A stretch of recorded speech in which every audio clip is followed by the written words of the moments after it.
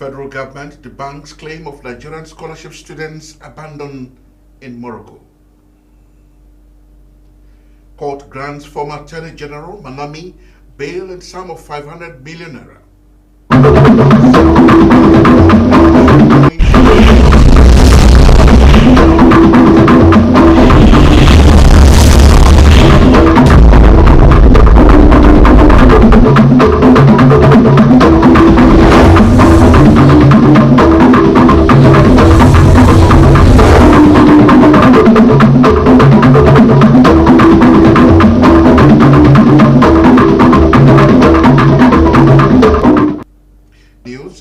I am Solomon Nelson Braid. River State is the treasure base of the nation. Let's build and take her to greater heights. This is a task we must accomplish. You can watch our news live on YouTube and Facebook at Rstv Online. You can also subscribe and click on the notification bell for updates on our live feeds. Housing is a basic necessity of human life. This is why the government at all levels attaches top priority to the development of this important sector. Here in River State, the Governor Siminalayi Fubara-led administration has made a significant impact in providing shelter targeted at the low-income earners.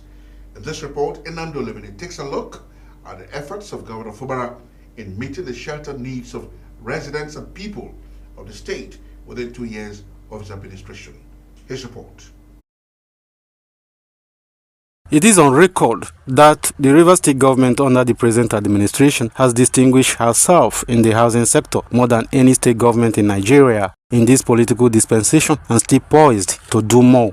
This is evident in the construction of 1,000 housing units, a public-private partnership project known as the Greater Taft City that has been completed and commissioned. Not only that, the River State government recently completed and inaugurated the permanent secretary quarters at Elimbu, an initiative that has been described as first of its kind in the history of River State.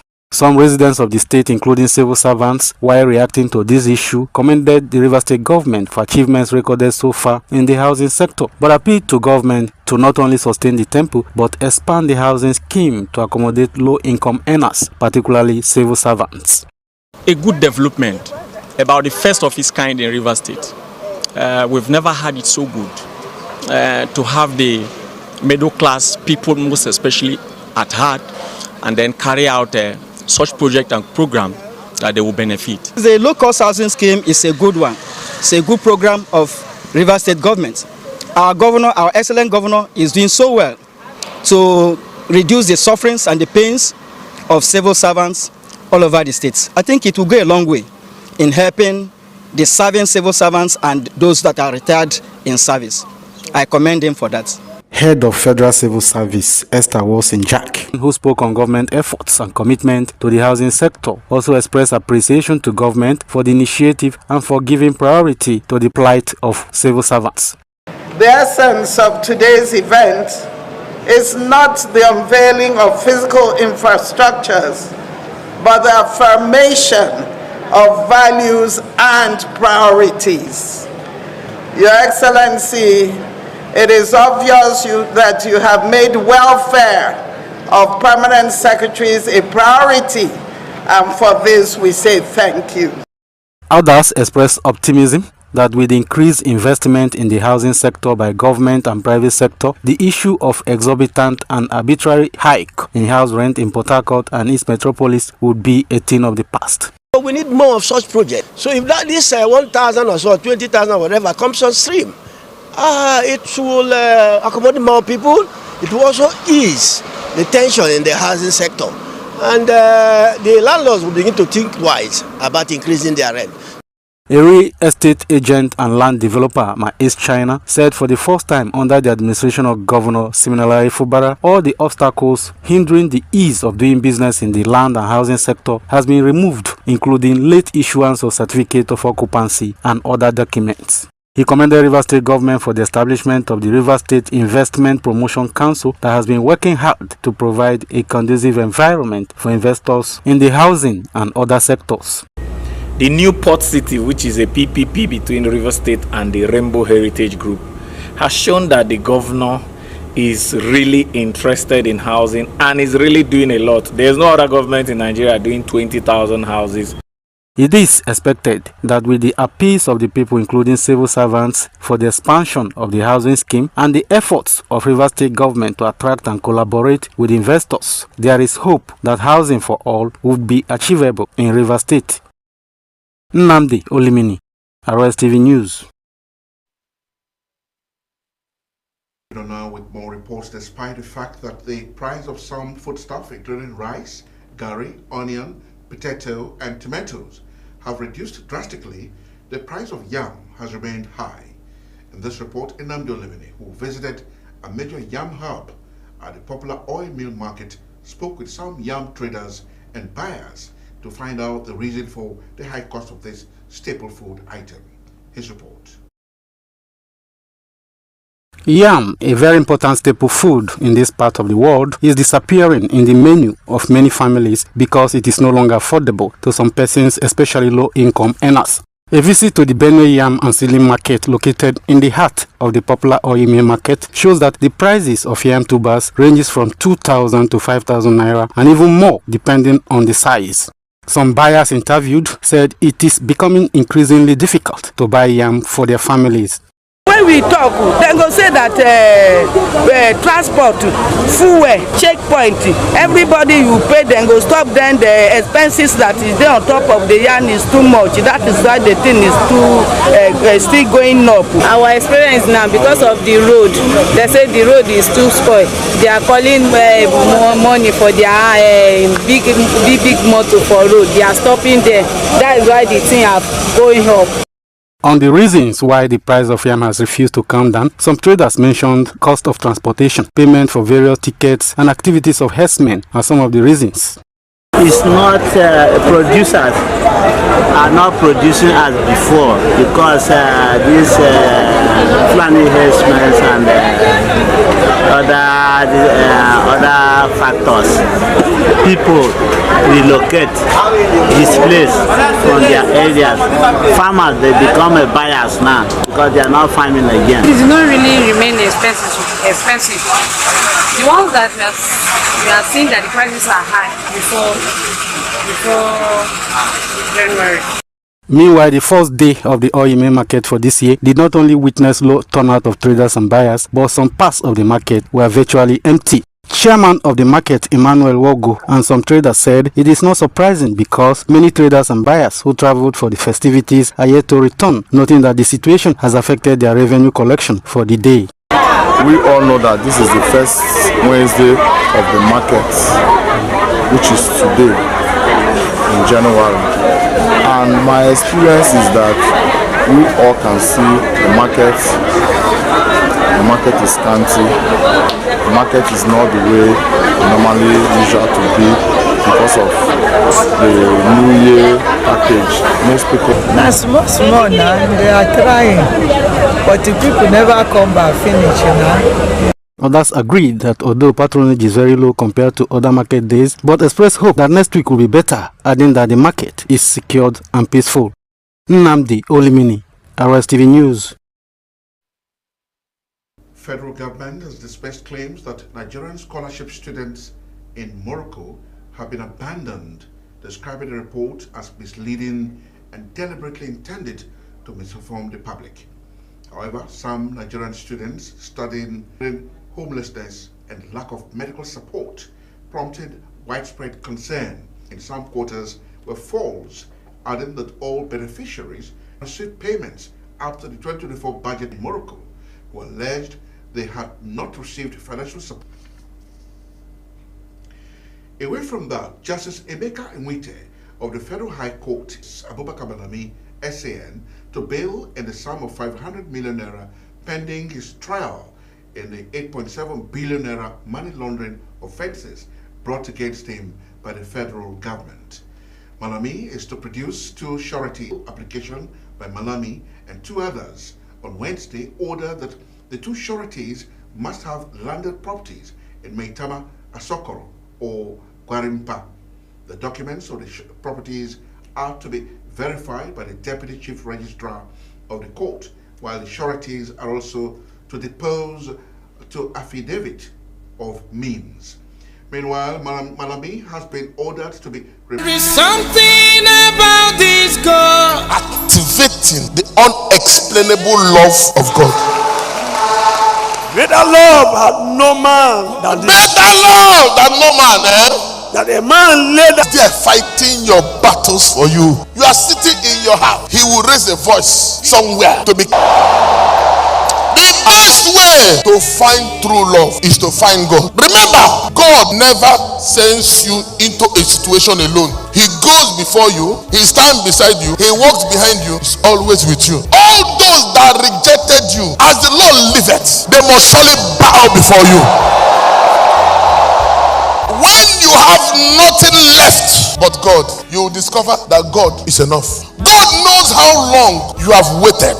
Every second will be what at the end. So it doesn't matter how the devil have damaged your life now. Don't worry. God is about to remold you, repackage you, redesign you, and beautify you. OPM Doctor. Calm down. Calm down. What if I ruin everything? Auntie Amina is coming. Just pass the beef and dawa cubes. No, Hassan.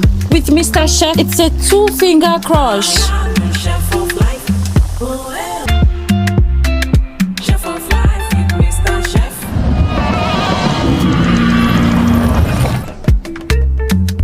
This is a true taste of home and culture. Chef of life.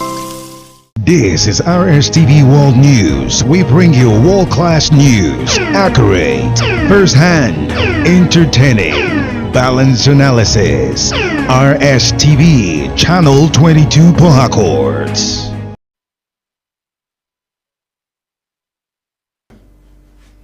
You're welcome back. The World Health Organization, WHO, Technical Advisory Group on Traditional, Complementary and Integrative Medicine. Professor Meje, who serves as Director General of the Nigerian Natural Medicine Development Agency, was named alongside Dr. Susan Wieland, Director of Cochrane Complementary Medicine, following the formal inauguration of the advisory group. The creation of Stage TM marks a major milestone in the implementation of the WHO Traditional Medicine Strategy, which seeks to strengthen global health systems through the safe, effective, and evidence-based integration of traditional and complementary medicine.